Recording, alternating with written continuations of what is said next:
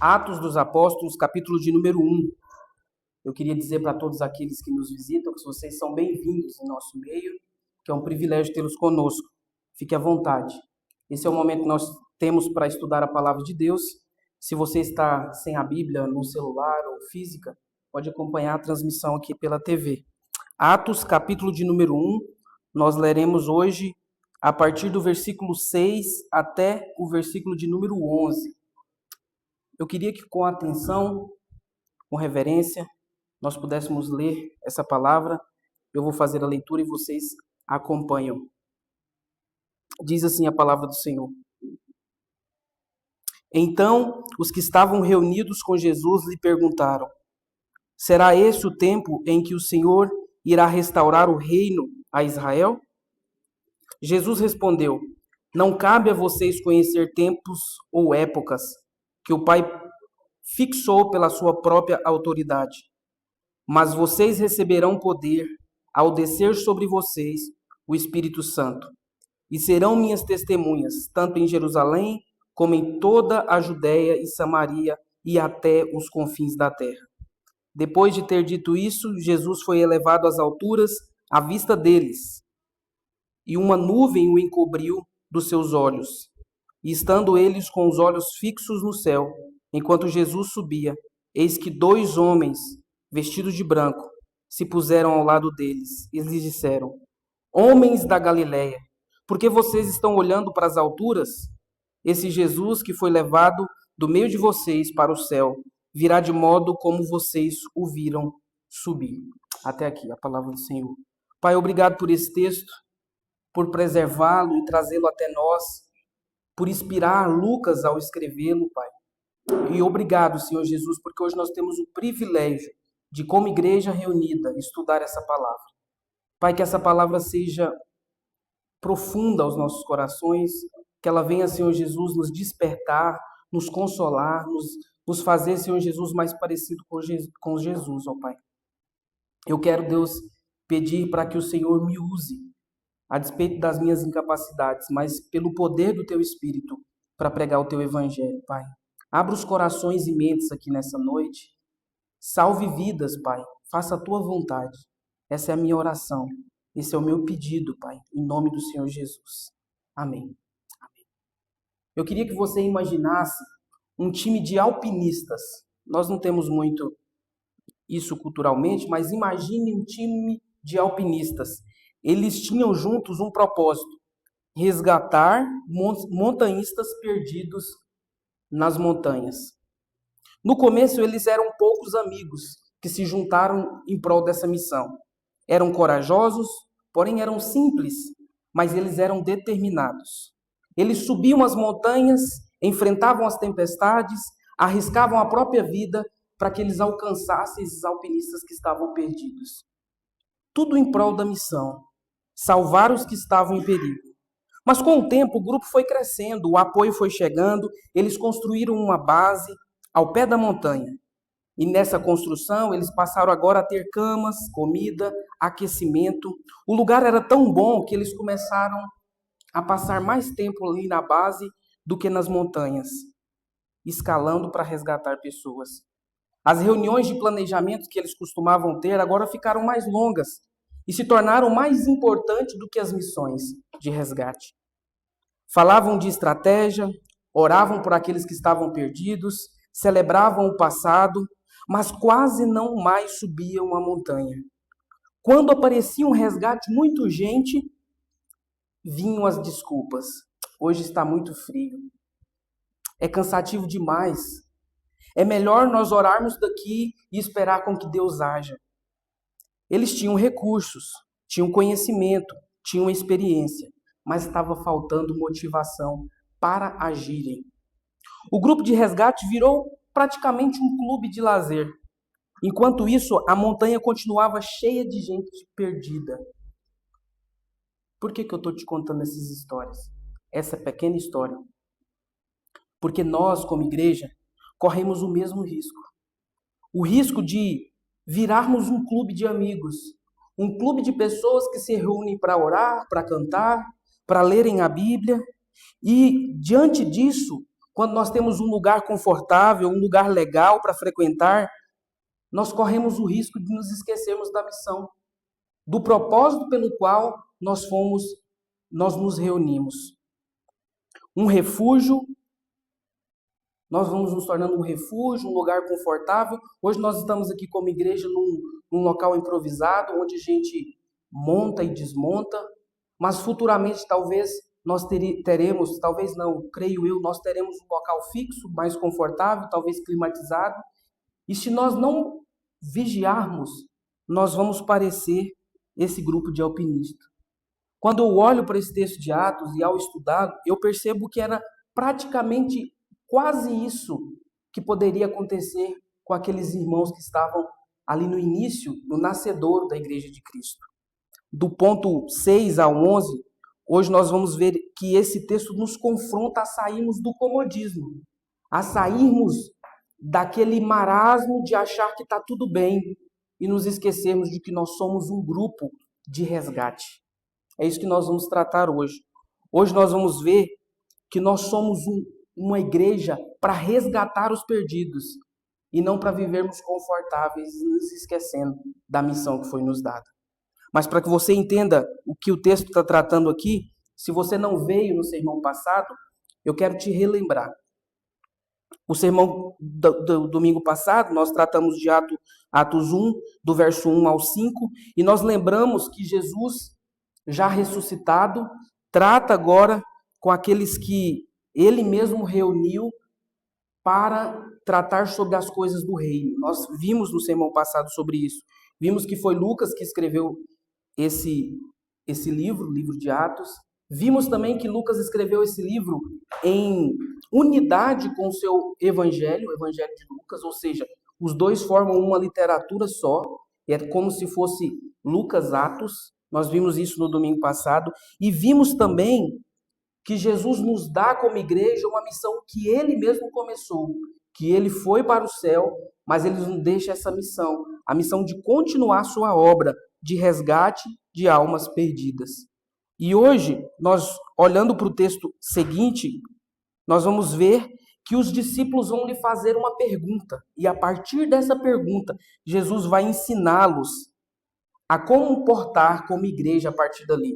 Ou seja, nós vamos aprender hoje que a missão deve ser a nossa prioridade, ao invés do conforto. Nós vamos aprender hoje que a missão é para fora e não para dentro. É um ajuntamento que envia e não um ajuntamento que se junta simplesmente para ficar junto. Nós veremos também que o fim ou o retorno do rei é o término dessa missão, mas enquanto ele não chega, nós continuamos como igreja nessa missão. A primeira parte do texto, no verso 6, eu queria que você, com a Bíblia aberta, olhasse comigo o primeiro verso aí. O verso 6 diz assim: Então os que estavam reunidos com Jesus lhe perguntaram.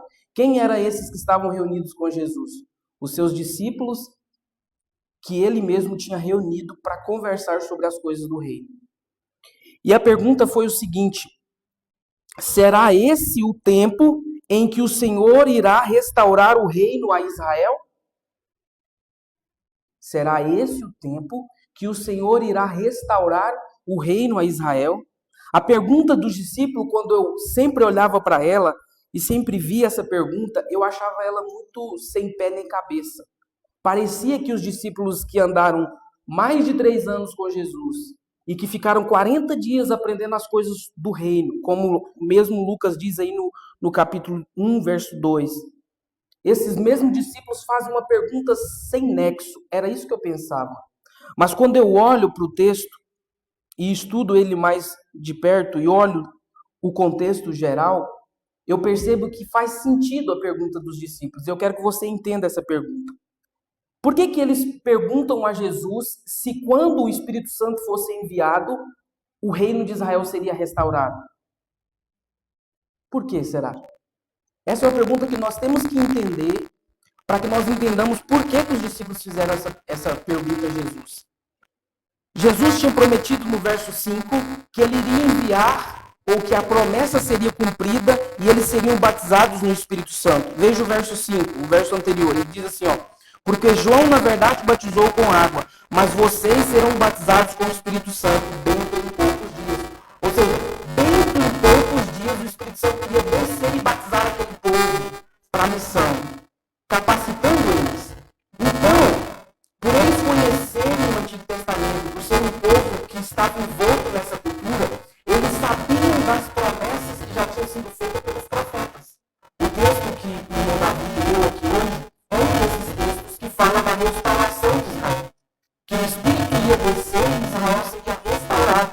Mas eu queria que vocês olhassem comigo pelo menos dois outros textos que nos dá um entendimento claro de por que eles estavam fazendo essa confusão quanto à restauração do reino de Israel. Eu queria que você olhasse comigo o texto de Isaías 32, verso 15 e 18.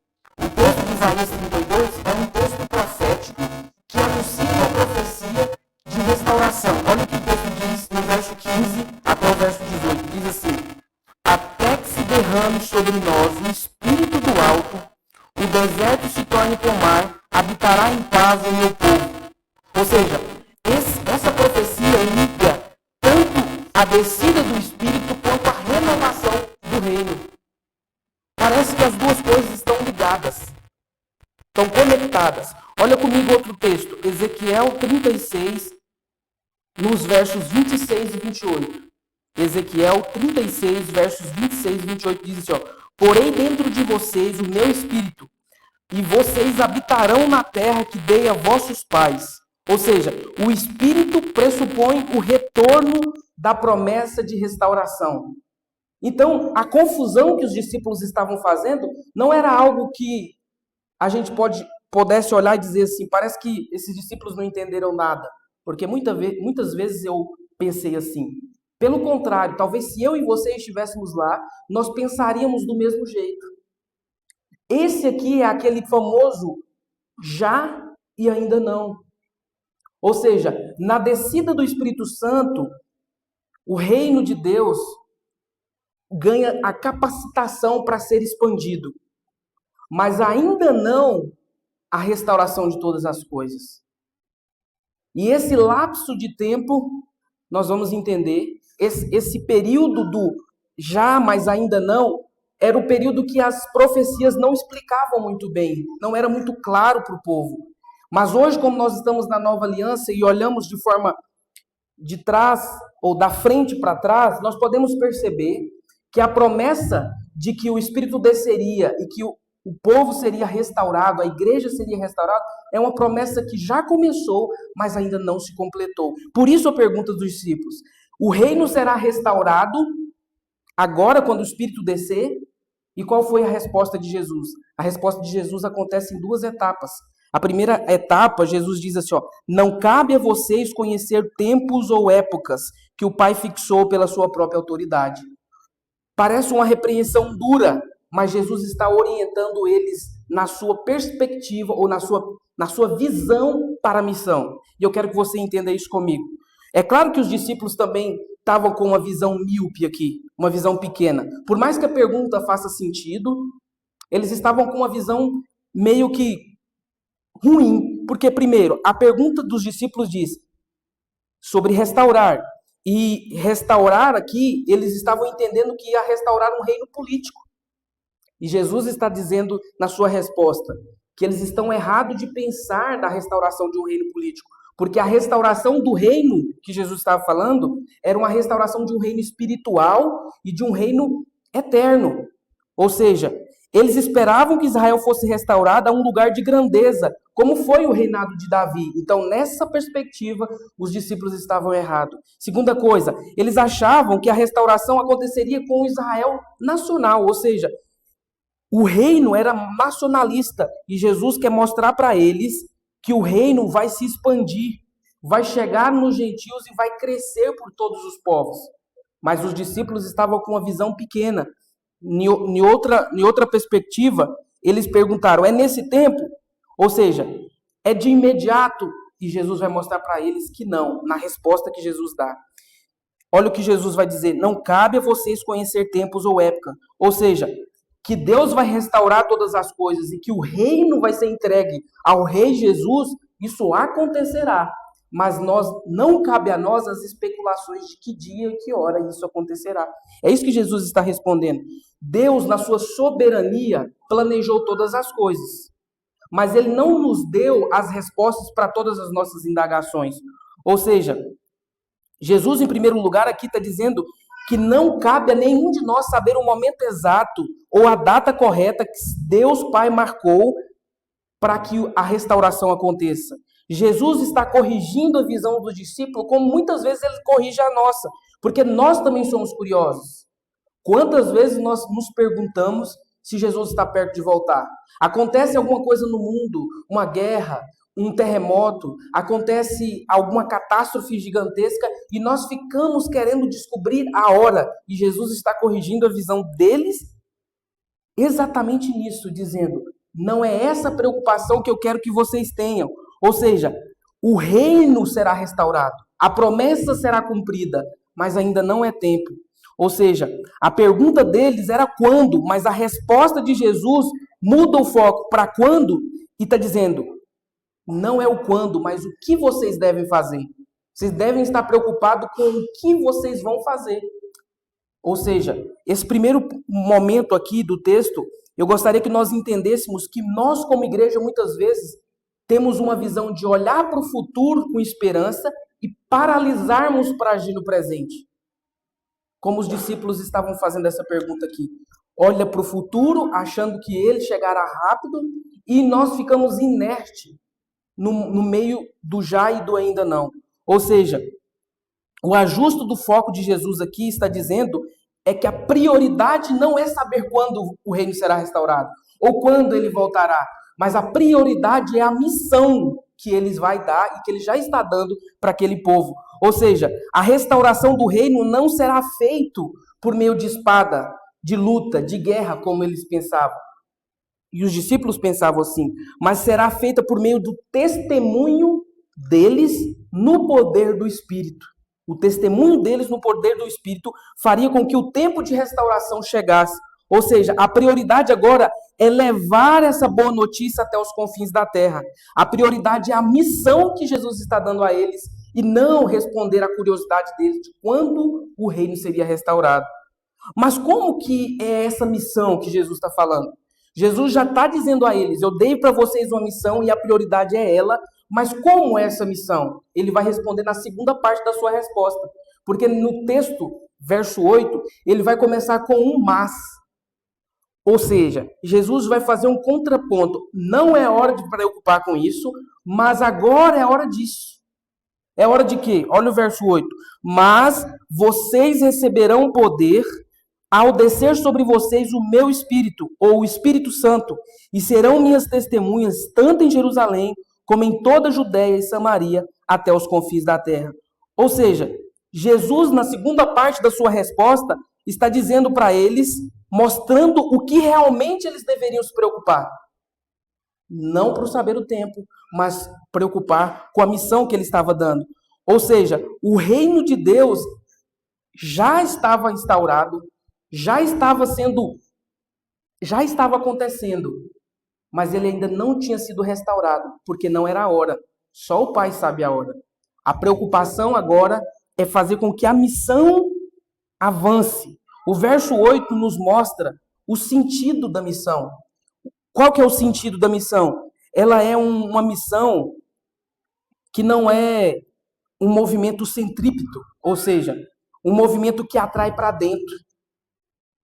A missão, ela é centrífuga, ou seja, ela é um movimento que expele e manda para fora. Ou seja, o evangelho não pode ser contido no espaço, numa nação, num povo, num ajuntamento, mas ela deve ser expandido pelas culturas e pelas nações. Porque o texto está nos dizendo que, ao descer o Espírito, eles vão em outras direções falando do Evangelho, da obra de Jesus através dos seus testemunhos. Ou seja, o movimento da missão, ou o sentido dela, é uma progressão geográfica, é uma progressão cultural. Nós estamos no mês de missões da nossa denominação, e missões acontecem tanto aqui quanto indo. O texto não está claro dizendo isso. Não está dizendo, vocês façam em Jerusalém, depois vocês fazem em Samaria, depois vocês fazem nos confins da terra. Não, o texto está dizendo, enquanto um faça um e faça o outro. Olha o que o texto diz. Vocês serão minhas testemunhas, tanto em Jerusalém, tanto em Samaria e até os confins da terra.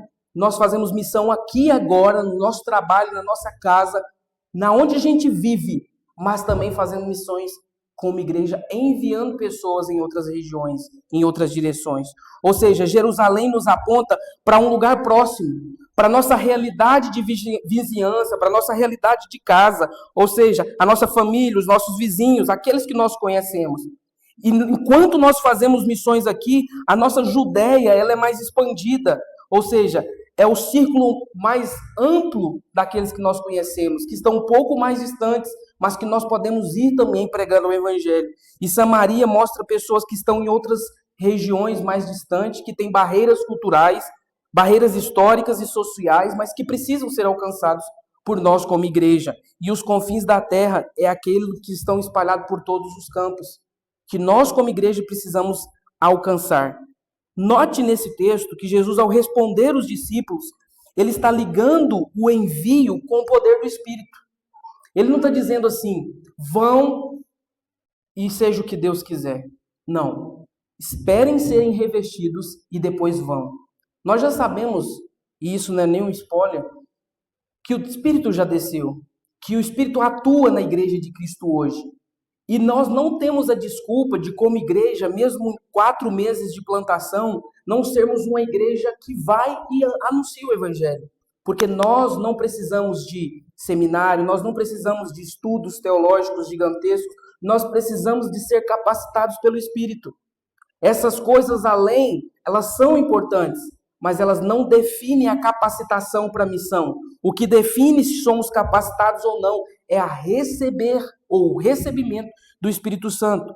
Ou seja, a igreja que está nascendo aqui no Recanto do Sol, a igreja presbiteriana do Recanto, deve ser uma igreja que não só olha para dentro, deve ser uma igreja que olha para fora, não só para os seus próprios interesses, mas que quer agir alinhada ao coração de Deus, a missão que Deus deu à sua igreja. Se nós formos uma igreja que quer construir um reino só nosso, nós seremos uma igreja que não entendeu o propósito da missão, que quer ser uma igreja voltada para fora.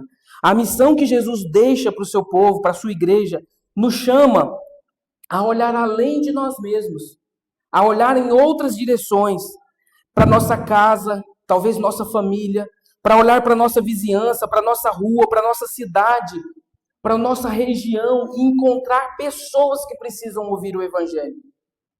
Essa é a missão que Jesus nos deixou. A pergunta prática para nós hoje, ao olharmos para esses versos iniciais aqui, é: quem é minha Samaria? Quem é a minha Jerusalém? Quem é as pessoas que Deus quer que eu alcance, que estão ao meu alcance e que eu preciso pregar o Evangelho? Talvez é alguém que eu estou evitando. Eu estou vendo a necessidade e não estou falando do amor de Jesus. Por negligência, por vergonha, por medo. Mas hoje, nessa mensagem, Jesus está querendo dizer para mim e para você que nós não devemos ser um grupo de clube, mas um grupo que tem uma missão e que trabalha em prol dela. O Evangelho não é uma força de sucção para dentro. O Evangelho é uma força de propulsão para fora, até os confins da terra. Ou seja, se nós formos uma igreja que não sai, que não vai, que não evangeliza, que não fala do amor de Jesus, nós vamos ser apenas um grupinho que se reúne aos domingos para falar coisas que os de lá de fora não entendem, muitas vezes. Para cantar hinos que não tocam a vida deles, talvez eles não sabem o nosso linguajar. Nós precisamos ser aquele povo que vai em direção dos perdidos e os resgata através do anunciar o Evangelho. Esse é o nosso chamado. Essa é a nossa missão. E quando o texto continua, a partir do verso 9 até o verso 11, Jesus se cala. Essa foi a última fala de Jesus quando ele dá a missão. As últimas palavras de Jesus foi: vão e alcance os confins da terra. Depois disso, o texto nos diz assim: depois de ter dito essas coisas, Jesus foi elevado às alturas e uma nuvem o encobriu dos seus olhos. Ou seja, nós podemos ver aqui que Jesus foi exaltado até as alturas, porque a nuvem aqui na Bíblia não é apenas um detalhe estético, mas ele é um detalhe que mostra a presença de Deus exaltando o seu Filho amado, elevando ele às alturas. E depois, no decorrer do escrito de Atos, nós vamos ver no capítulo 6 desse livro, que Estevão viu Jesus assentado ao lado de Deus Pai, reinando sobre todas as coisas. Então, essa parte final aqui do texto vai nos mostrar que a nossa missão acontece sob a autoridade de um rei que está sentado no trono e que ele já reina, mas o seu reino ainda não foi restaurado. Essa é a lógica da Bíblia, porque ele está nos usando para que essa restauração aconteça para o maior número de pessoas que foram eleitas desde a fundação do mundo. Ou seja, nós não somos um grupo órfão de alguém que morreu e que sumiu e que nos deixou uma missão apenas. Não. Nós somos um povo que somos embaixadores de um Deus que é vivo e que reina, que está sentado no trono. Por isso a nossa missão faz sentido. Por isso que o nosso lead, o nosso pregar no Evangelho, não é algo vazio. Porque nós estamos pregando Cristo que foi ressurreto, que andou 40 dias anunciando as coisas desse mundo, e que foi assunto aos céus, foi elevado às alturas e reina eternamente. O que isso nos ensina? Nos ensina que a nossa confiança deve estar plena na autoridade de Cristo. Nós não anunciamos um evangelho frágil, mas um evangelho do rei que governa. Quando você compartilha sua fé lá no trabalho, no seu vizinho, no seu parente, para as pessoas que lhe cercam, você está fazendo algo que não está sendo feito sozinho, mas no poder do Espírito e sob a autoridade de um rei que governa. Ou seja, Jesus está nos céus, regendo a obra que continua. Não é esse o tema dos nossos estudos? A missão continua, porque ele continua agindo através do seu povo hoje como rei sobre todas as coisas. Então nós devemos confiar que ele nos usará para essa missão. Segundo, a coragem em meio à oposição, porque a oposição surge. Você vai ver nas linhas e nos escritos aqui de Atos muita perseguição, luta e oposição. Talvez nós vivemos num período em que nós não nos sintamos tão oprimidos e tão sob efeito de perseguição. Mas talvez isso aconteça porque você não está cumprindo a missão. Porque quando a missão é cumprida, a oposição vem. A oposição vem. Ou seja, diante da rejeição, do medo ou até da perseguição, nós devemos nos lembrar que a missão que Jesus nos deixa depende da força que ele mesmo nos dá através do seu Espírito.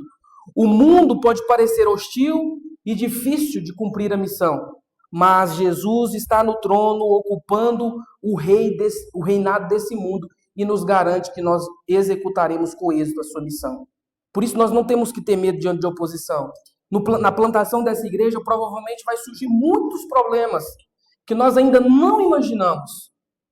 Porque não é só promessa de bênção.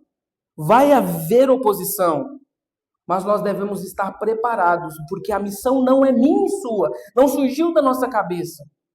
Mas a missão, ela é de Jesus, planejada por Deus Pai e executada no poder do Espírito. Por isso nós não devemos temer, porque essa missão é uma missão que já tem um final decretado.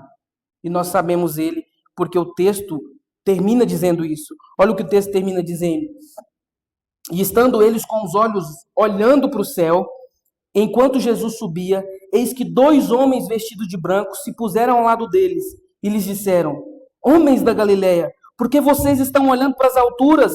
Esse Jesus que foi levado do meio de vocês para o céu, virá de modo como vocês o viram subir. Ou seja, o mesmo Jesus que eles viram subir voltará para instaurar o seu reino. Então a nossa missão, ela está acontecendo, a missão que Jesus nos deu, mas ela já tem uma data que Deus Pai definiu. Não cabe a nós especular, não cabe a nós marcar datas. Na história da igreja nós vimos várias pessoas marcando data do retorno do rei. Essa não é o foco da missão. Qual que é o foco da missão? Agir cumprindo ela, falando do amor e testemunhando. A palavra testemunha aqui é uma palavra que no grego original é martires, ou seja, vem da raiz de mártire, ou seja, é aquela pessoa que viu uma verdade e que entendeu uma verdade e que ela está tão convicta dessa verdade que ela é capaz de morrer em prol dessa verdade. Esse que é o sentido de testemunhar aqui. Os discípulos morreram crendo nessa verdade. Eu creio que ninguém morreria por uma mentira. Você crê nisso? Eu não morreria por uma mentira. Mas por uma coisa que eu tenho convicção e verdade, nós somos capazes de morrer. É esse tipo de testemunha que Jesus quer que nós sejamos. Testemunhas que já sabem que tudo que foi revelado é a verdade plena. E que a missão é real. E que nós devemos falar do amor de Jesus. E esse rei que nos deu a missão, que é Jesus, ele reina.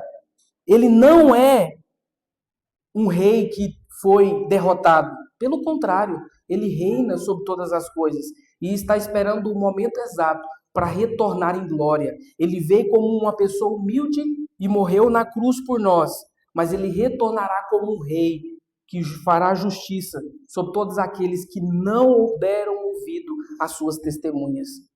Nós devemos anunciar o evangelho. Falar disso não é um peso, meus irmãos. Fazer parte dessa missão não é algo pesaroso, não deveria ser algo que nos desgastasse ou nos fizesse nos sentir cansados. Pelo contrário, fazer parte dessa missão aqui de Atos 1:8, que Jesus deixa claro para nós, é um privilégio. Ou seja, nós não falamos de nós falamos em nome daquele que senta no trono. Isso é sermos embaixadores do rei. Você tem feito parte dessa missão? Você tem sido um testemunha fiel, uma testemunha fiel? Essa é a pergunta que nos fica hoje. A promessa do retorno de Jesus nos dá a garantia de que tudo se cumprirá como exatamente está escrito. E que nós devemos ansiar esse retorno, mas não nos paralisarmos. O texto diz assim, não fique olhando para o que aconteceu e fique parado. O texto diz, por que estão olhando para as alturas? Esse Jesus que subiu vai voltar. Pare de olhar para o céu e vai agir. É mais ou menos esse o sentido do texto aqui. Ou seja, o ponto-chave aqui é que a missão ela tem um prazo para ser cumprida. E que nós devemos agir enquanto é tempo. Ou seja, nós temos hoje uma missão de falar de Jesus, de anunciar o Evangelho, porque a data do seu retorno já foi estabelecida. E até lá, há pessoas que precisam ouvir o Evangelho.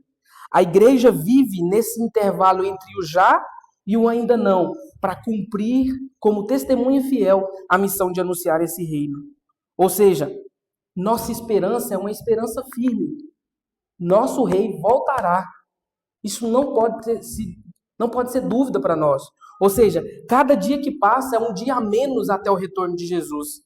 E isso nos convoca e isso nos desafia a viver como missionários nesse mundo, anunciando o Evangelho, pregando para as pessoas. E quando nós estamos em lutas, dificuldades, isso nos consola. Por que nos consola essa missão? Porque nós sabemos que o fim da história não é derrota. O fim da história não é fracasso. Ou seja, o fim da história é uma grande vitória. E isso nos sustenta em meio às frustrações, aos desânimos, às dificuldades. Porque isso acontece. A missão começa com o momento em que Jesus é assunto e ele deixa a missão dele. Ou seja, a missão começa com a ascensão e continua até que ele volte. E só terminará quando esse rei instaurar o seu reino e reinar em glória completamente. E nós faremos parte desse reino, se formos testemunhas fiéis e crermos em Jesus Cristo. Então, ao terminar esse sermão, que eu iniciei falando sobre aquele clube de alpinistas, que existiam por causa de buscar perdidos nas montanhas e que pararam de pensar assim porque viveram em mais conforto. Eu quero terminar esse sermão perguntando a você: você está escolhendo viver uma vida de conforto ou você está escolhendo viver uma vida cumprindo a missão de resgatar pessoas perdidas? É exatamente isso que Atos 6 a 11 nos diz. Capítulo 1, versos 6 a 11. Esse texto nos chama a retomar a prioridade da nossa igreja, Igreja de Jesus Cristo, que é fazer missões, que é anunciar como testemunha fiel. Ou seja, nós aprendemos hoje que o Pai governa sobre os tempos e que Ele tem as datas nas suas mãos. Não cabe a nós ficar fazendo especulações, se é hoje, se é amanhã, se é daqui 10 anos que Ele retornará. A convicção de que Ele retornará é algo que nós devemos ter. Mas nossa missão não é saber essa data. A nossa missão é saber que Cristo nos deixou o seu evangelho em Jesus Cristo para que nós anunciemos.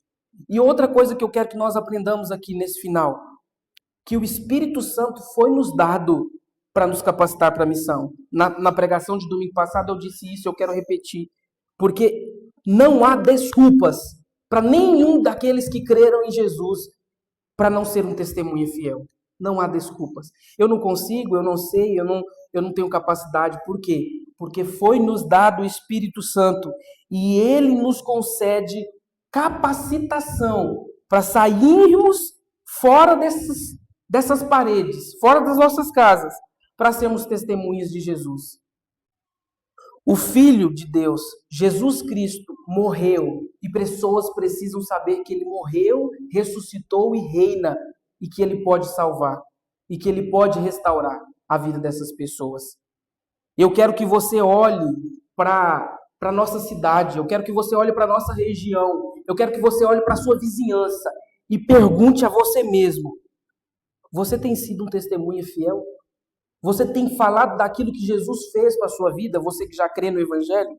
Falado que Ele te resgatou da escravidão do pecado e te trouxe para ser filho amado? Porque se você não tem sido assim, hoje, nesse sermão, Jesus está querendo te dizer: muda o seu foco, muda a sua visão. Eu não te salvei apenas para que você espere o meu retorno. Não foi para isso.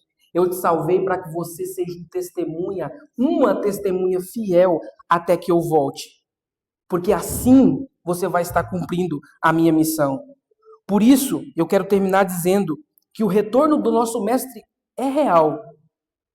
Mas eu queria que fosse real para mim e para você a missão que Ele nos deixou até que isso aconteça. Você quer fazer parte dessa missão? Enquanto houver gente perdida na montanha, enquanto houver gente perdida nesse mundo afora, nossa missão continua como igreja. Nós não podemos somente descansar. Nós não podemos entrar apenas para essas reuniões aqui que nós fazemos e achar que está tudo pronto. Nós somos um time de resgate. Nós não somos um clube de amigos. Nós somos um time que resgata pessoas perdidas, assim como Jesus nos resgatou das trevas.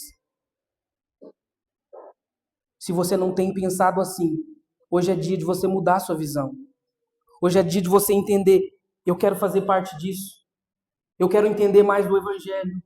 Eu quero aprender mais da palavra de Deus. Eu quero orar mais. Eu quero ser capacitado para fazer missões onde eu vivo.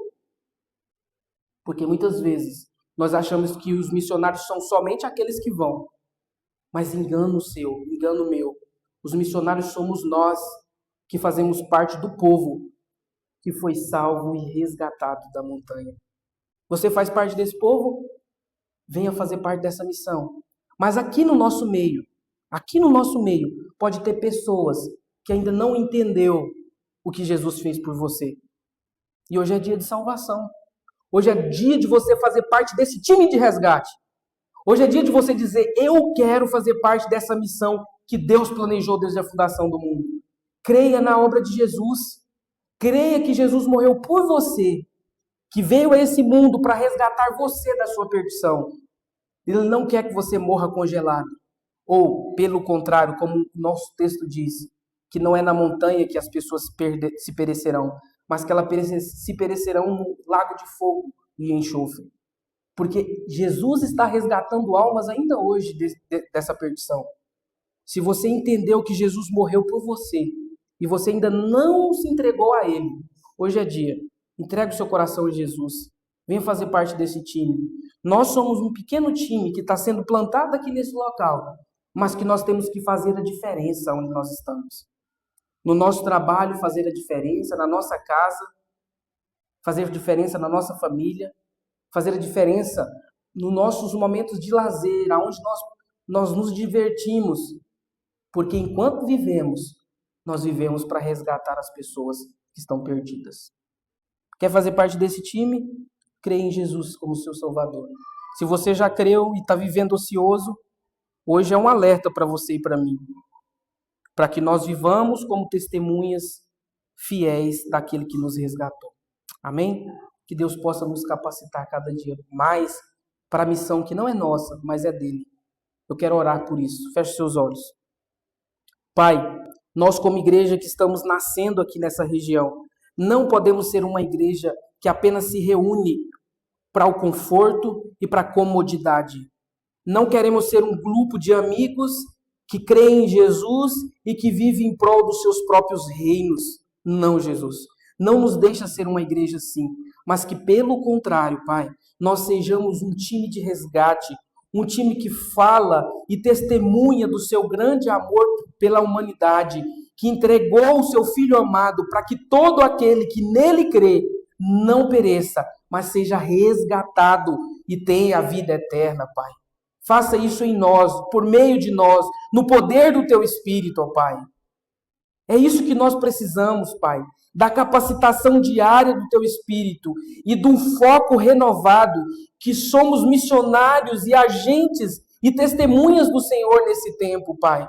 Nos ajuda a alcançar os perdidos, nos ajuda a sair do nosso sofá, sair do nosso comodismo, do marasmo das nossas vidas e falar do amor de Jesus para aqueles que estão perecendo, Pai. Talvez aos nossos filhos, talvez aos nossos irmãos, nossos parentes, talvez são nossos vizinhos que nós não sabemos o nome. Talvez, Senhor Jesus, está um pouco mais distante, mas que o Senhor nos envie, Pai, que o Senhor nos capacite e que nós sejamos uma igreja que nos reúna para sermos edificados, para sermos capacitados, para sairmos ao encontro dos perdidos, Pai.